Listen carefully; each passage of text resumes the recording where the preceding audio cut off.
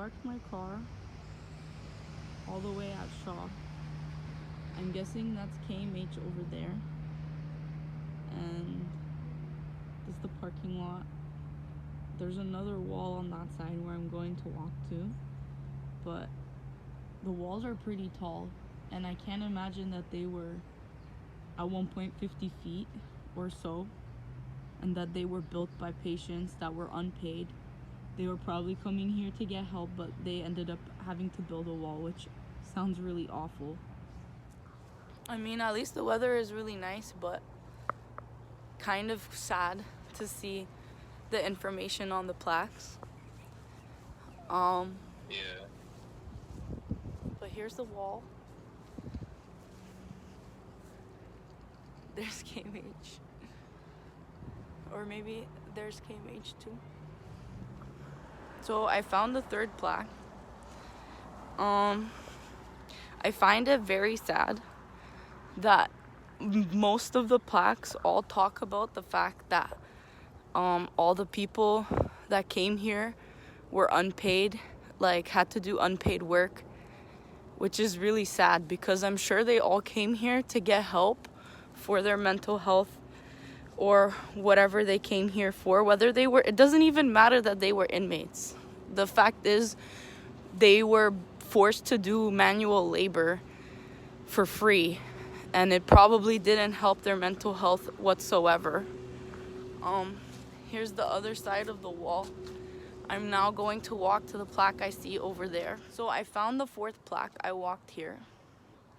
This plaque basically writes that, again, about how they worked for free, but that it contributed significantly to the operation of the asylum.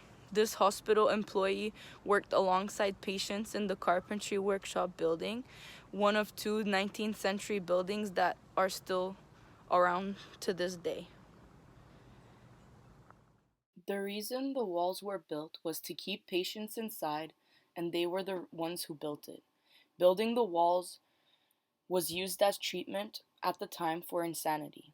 One of the people from the video talks about how they were deemed fit enough to build a wall, but not fit enough to exist in society. Their free labor was used to keep them separated from society and to keep the asylum running. Barriers between the rest of the society and the insane. Some say that the wall is symbolic to people in the mental health community since they experience so many barriers. In my opinion, it was an insult to those people because they already most likely had no choice about their confinement, but having to build the prison that you are kept in is torture. It is more symbolic of oppression, but I feel like it can be used to educate and play a big part in resistance. They changed the name of the building many times throughout history, and they changed the address to try and break the stigma around it. Before asylums and hospitals were created for the mad, people who were considered to be insane were usually cared for by their family, but were usually kept in closets, basements, and sheds. At one point, they believed that the insane were not able to feel hot or cold, so early buildings did not have central air. At some point, there was a hierarchy in the asylum, and there was a lot of abuse, mistreatment, rapes, and even suicide among the patients at the time. At one point, they believed that restraints were curative. Examples of restraints being used were seclusion cells, strapping to chairs, leather muffs, handcuffs, straitjackets, and the crib bed. The asylum was used as a dumping ground for the unwanted. This continued until the deinstitutionalization movement started. A lot of individuals escaped, especially the ones that were most trusted, but unfortunately, most of them were not able to escape or leave. This was a very humbling project to do, and I really hope that you enjoy the content of this video.